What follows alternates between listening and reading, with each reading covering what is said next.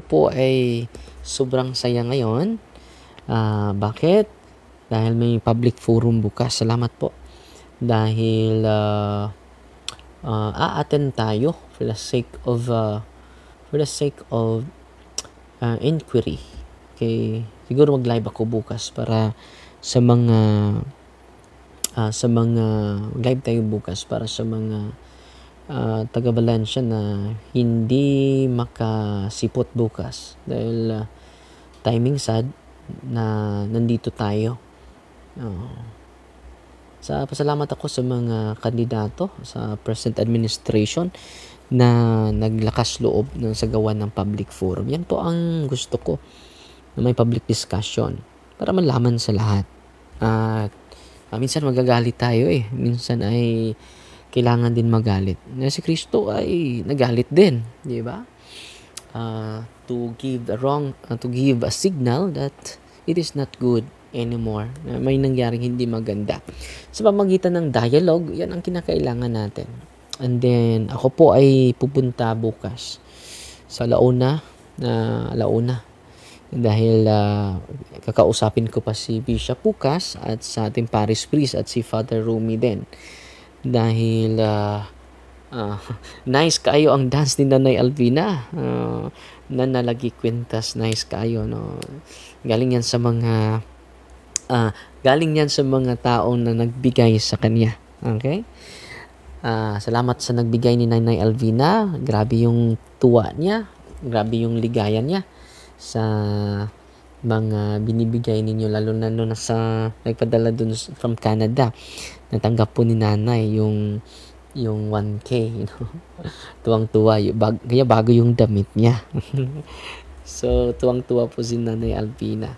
So pasalamat tayo, may post yung Valencia. Ako po ay natuwa. Yan po ang hinihintay natin. Babasahin lang natin dahil pupunta talaga ako doon. Magtanong. Hindi private, kundi kundi public. Yan ang maganda, mga kapatid. Yan ang gusto ko din, no? Okay. Nindot kayo ni.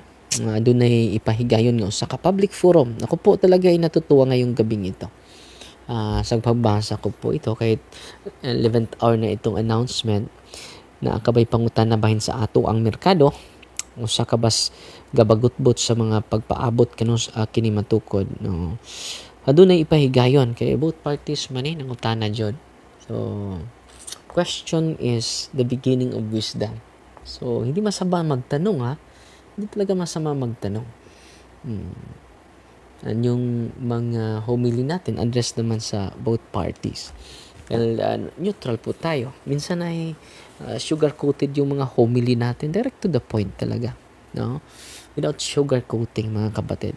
Salamat tayo dahil inaksyonan na nila at meron nang nagtatrabaho sa merkado. Yan po, na mas mabuti na matapos na yan at the end of this year. Maawa naman tayo sa mga taong nagtitinda. So, ako po ay natutuwa nito. Adunay ipahigayon nga sa public forum may tungod sa kahimtang. So, nagpadayon nga pagtukod sa ato ang merkado publiko. It's a public market, di ba? It is a public interest. It needs to ask questions na makapagbigay din sa atin ng certainty. Yung taxpayers tayo lahat, di ba? Uban sa atong municipal engineer, salamat, municipal accountant, municipal treasurer, municipal planning and development coordinator. Among forum ipahiluna ugma Merkules, Disyembre 11. Bukas po ito, 2023. Nga pagasugdan sa alauna ang takna sa Palis sa Valencia Astrodome. Dito lang sa malapit sa simbahan po. Gawhag ang tanang interesado sa pagtambong sa maong tigom. That's good. Kini kalihukan gipasugdahan sa liga ng mga barangay, Valencia chapter. So that's good. Mabuti to. Natutuwa po ako nito. Congratulations po. Yan ang hinihingi ko Yan ang point ko. Bakit nagagalit talaga tayo? Bakit walang public explanation, di ba? So yan, natutuwa na po ako ngayon. Yan, congratulations po. At pupunta po ako, magtanong ako. Dahil gusto ko maliwanagan eh. At sa mga tao, taga Valencia na nakikinig ngayon, that's good. Let us all together ask questions for clarification. Nandito na po yung mga expert, mga engineer, accountant, treasurer, municipal planning, and development coordinator. Ako po ay pupunta doon at magtanong from the purity of my heart. No, minsan ay reasonable yung galit natin. Hindi lahat ng galit ay unreasonable. Okay? At dahil sa lagi nating homilia, no, na madali yung meron namang nagpa-bless na sila. Ako po ay natutuwa dyan. Ako po. Yeah, congratulations dyan. And then, mga tanong lang natin, safety ba yung inuutang natin? Ilan na yung natira? At sino po ba yung responsible na kung nawala man or kung meron mang mismanagement sa pera, sino ba yung accountable nito? Di ba? Mga simple na tanong lang, no?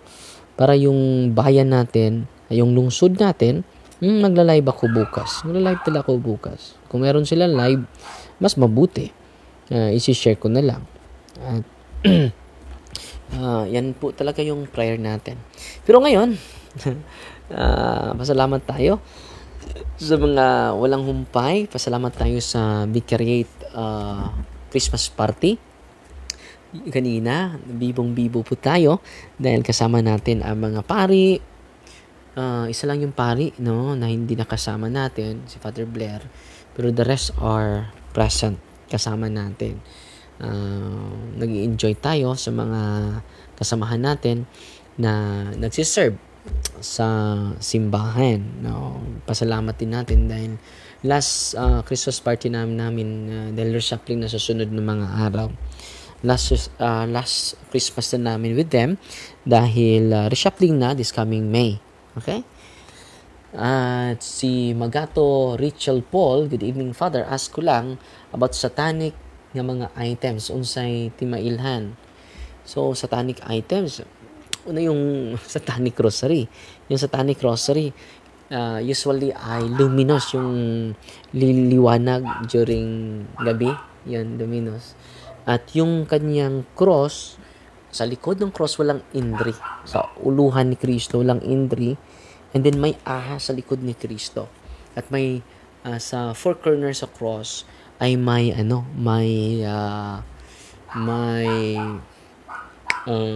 mga araw or may mga sungay, no?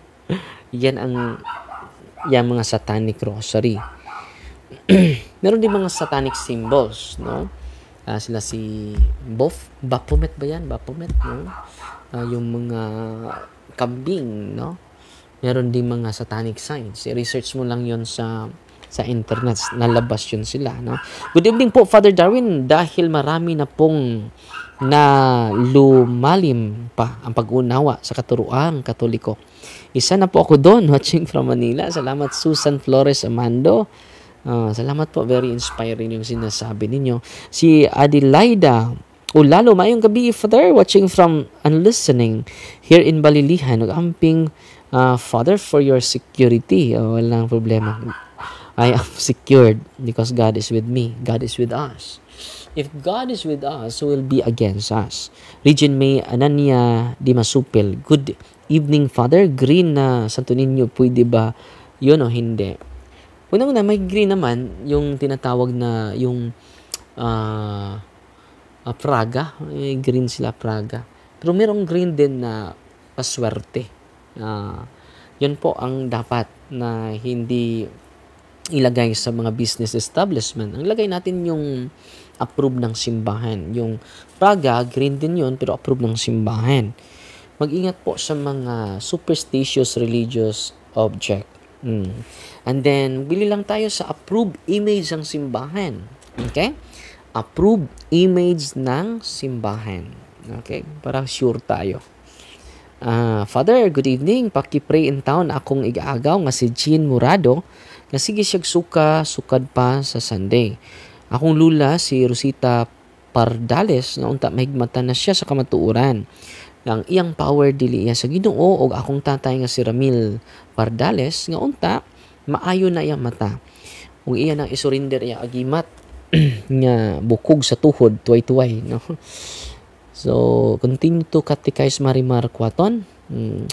Patuloy ka mag-catechize sa family members ninyo, and then dahan-dahan lang po with a humble heart dahil hindi naman yan ma ma ma-convince agad dahil yung pag-explain natin para din yung nagtatanim ng kahoy. Hindi yan tutubo agad, di ba? Maghintay pa tayo ng ilan na buwan para tutubo, and then hintay pa tayo ng mga maraming taon para bubunga. Gayon din ang catechism, mga kapatid. Hindi madali yan. Nagtatanim pa tayo, hindi yan agad tutubo. At huwag kang magmadali dahil hindi yan agad bubunga. No? Patience is virtue, mga kapatid. Si Janing, good night, Reverend Father. Git ka, no? Magpalang gabi sa'yo. So, ngayon, mga kapatid, may isi-share ko sa inyo the importance of meditation. Itong mental prayer, mga kapatid. Very important po ito. Meditation is a reason, application of the mind and heart, reading and then reflecting to some supernatural truth, unvented word or sentence, in order to penetrate its meaning for us, love its value, and carry it into practice in one's daily life. Resolution. Okay. With the assistance of grace, all this is done with the context of the dialogue with God. So maging may kabuluhan yung mga pananampalataya natin kung yung prayer natin in a context or dialogue with God. We see some, sabi ni Alphonsus Ligori, we see some who recite the Rosary, the office of the Blessed Virgin, and give themselves to other exterior practices of piety, and nevertheless continue to live in sin. But when anyone constantly practices mental prayer, it is impossible for him to live in sin. So yan ang sinasabi ni Saint Alphonsus Ligori. So kung ang ating pagdadasal ay galing sa ating puso, no? Dahan-dahan yung mga kasalanan natin ay ma-annihilate. Dahan-dahan mawala. So that's the power of meditation and mental prayer. So yan ang kinakailangan natin. At sabi din ni St. Ignatius of Loyola, in meditation is especially indispensable for those who are tending to perfection. All the saints have arrived there by this way. It is the shortest road to it. So, kung gusto natin na tutubo into perfection, pinaka-essential pala yung meditation, mental prayer. Kahit nasa barko ka lang, kahit sa nakaupo ka lang sa sasakyan, continue praying. Yan ang kinakailangan ko bilang pari. Yan ang kinakailangan natin bilang tagasunod ni Kristo. Yan ang kakulangan natin, not minsan but most of the time. Sabi ni St. Vincent de Paul, the principal fruit of mental prayer consists in making a good resolution and a strong one. 2. In grounding one's resolution on a firm basis, in being thoroughly convinced of their necessity, in being ready to put them into practice, and in foreseeing obstacles in order to overcome them. So the principal fruit of mental prayer consists making a good resolution. So ang ganda, mga kapatid, no? Yan, no? The product of mental prayer is a good resolution. Ang ganda. Sabi yan ni Saint Vincent de Paul. Meditation, sometimes called mental prayer, is a prayer that involves all the faculties of the person. Hence, its effectiveness in bringing about the conversion of the person from a sinful and mediocre state of life to the heights of holiness. So, makatulong itong meditation. Bago matulog, mga kapatid, 30 minutes, praying the rosary, and then contemplation to the Word of God, Yan po yung gabay natin lahat, no? Gabay namin bilang pari. Yan ang kinakailangan natin eh. Para tutubo tayo not in mediocrity of life, the spiritual life, to the heights of holiness. Tutubo tayo sa pagkabanal. The first step is finding a meditation book that is in accordance with one's spiritual level of development. So, anong gawin mo? Pwede ka gagamit ng Biblia. Pwede mo gamitin yung Biblia, yung salita ng Diyos, yung first reading, Salmo, and then the Gospel. Kinakailangan natin yan. For example, a seminarian who is in the beginning stages of formation will not benefit much if he meditates on books that speak about the heights of contemplative prayer. It would be more helpful for him to concentrate on meditation books that deal with destroying vices and building up the appropriate virtues in one's life. So, ang pinaka-importante mga kapatid, yung pagtubo natin sa virtues and decreasing our vices. Yan ang bunga ng meditation mga kapatid. Another example is a seminarian who focuses on Protestant books that merely inspire. For example, the purpose-driven life, he would not develop adequate his spiritual life. These inspirational types of books may be helpful for those who are in the world and still need the extra push to begin a real relationship with God. But for a seminarian in theology, training to be future shepherd of souls, what he needs most are the writings of the saints, and about the saints, which not merely inspire, but radically challenge him towards the heights of holiness. So, grabe yung mga banal, no? So, hindi lang yung mga Protestant books na maka-inspire sa'yo. Pinaka-importante, yung mga radical saints radically challenges to him towards the heights of holiness. Those who are more advanced in the spiritual life should not be fed milk anymore, but a solid meat. So, kailangan natin ng solid meat, no? Sa pagtubo natin, kainin natin para maging malusog yung katawan natin. If one is truly called to be the minister of healing and deliverance, it is assumed that one's spiritual life is more mature than the ordinary lay person. Hence, his meditation books should also mirror that fact. Recommended reading for those in the ministry of preparing for it should center on the lives and writings of the saints. For example, Saint Faustina Kowalska, The Divine Mercy, Saint Therese of Lisieux, Story of a Soul, Saint Teresa of Avila, The Way of Perfection, The Entire Castle Autobiography, Saint Alphonsus Liguori, Preparation of Death. Ito yung kailangan ng mga basahin para lalawak yung spiritual, tutubo yung spiritual life natin. Okay? Ano pa? The Passion and Death of Jesus Christ, The Way of the Salvation, The Glorious of Mary, Saint Francis de Sales, Introduction of the Devout Life, Saint Ignatius, The Spiritual Exercises, Saint John of the Cross, Ascent to Mount Carmel, Don Lorenzo Scopoli, The Spiritual Combat, Thomas Kempis, Imitation of Christ, and many more. So, dapat magbasa tayo ng additional ng mga meditational books para dahan-dahan nalago tayo. Ito din, ang ganda nito. Grabe ang ganda nitong aklat ni Father St. Louis de Montfort. Magbasa tayo nito. Hindi ko ma-share ito lahat, ang dami, no? Pero I will share you a little bit, no, one of these days, no?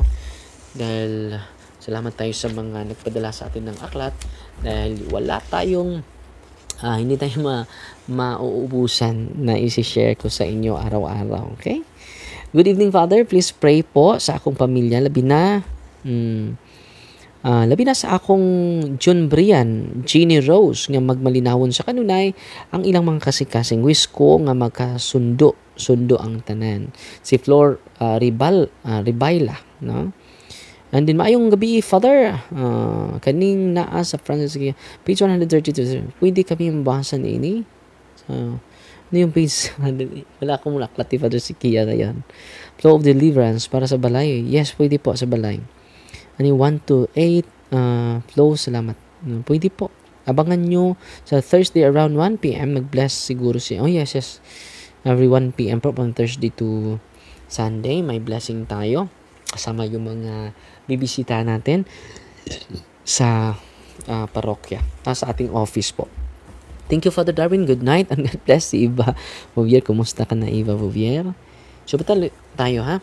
What is important is that meditation book chosen should grant the reader a fair amount of inspiration, touches of God on mind, consolation touches, and inspiration touches of God on the mind, and consolation touches of God on the heart. The word of word or words that inspire, that arouse the reader, are what we term unwanted words. When the meditation book chosen lacks words that touch the mind and heart, unwanted words, it may mean that the book is not suitable reading at the moment for the person. Meditation time then deteriorates to merely reading time. So, yung meditation is not just reading time. Consulting with a spiritual director, if one has one, is highly advised. With regard to choosing a suitable meditation book, another necessary requirement is to have a personal journal which will be used using the meditation proper. This is of utmost importance so that the inspirations and consolation from God may be written down and remembered during moments of trial and desolation. So, kailangan pa din isulat yung mga kailangan isulat, no? For the sake of this is the most important so that the inspiration and consolations from God may be written down and remembered during moments of trial and desolation. Also, if they are written down, they can more easily be brought up during spiritual direction. If the person has a spiritual director, the journey may also be used as a guide during a future retreat. When reviewed in prayer, it also becomes a means by which a person will be able to discover how God has been journeying with him in the past, which would give him faith and confidence for the future. One final importance of the journal is that as it is brought to prayer, maybe during a retreat, it becomes an aid for the person in discerning where God may be leading him. So, isa sa mga paraan yung ito, doing meditation. So, bukas ko na lang i-share yung iba, ha? Salamat sa mga nanood ngayon. Basta ako po ay natutuwa ngayon. Okay? Pasalamat tayo sa mga star senders natin ngayon. Ang una si Scriber Crystal, 500 stars. Si Maria Sarmiento, 200 stars. Si Shell Love, 150. Cynthia Paragoya, 100. Gladys Pinini, 100. Si Maria Cornopio, 100. Si Joy Fernandez, 100. Si Janine GDT, 55. Si Luz Ordesta Junaldo, 50 stars. Si Army Parajes, 50 stars. Si Eden Mirantes Clemente, 50 stars. Okay? So, maraming salamat sa inyo, ha? At tatapusin natin ito ng prayer ni Saint Michael po. Okay.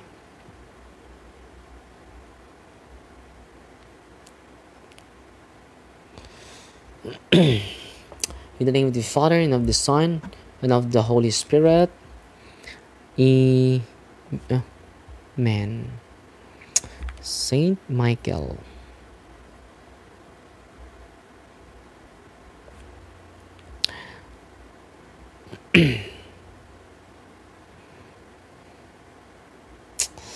Saint Michael the Archangel, defend us in battle, be our protection against the wickedness and snares of the devil.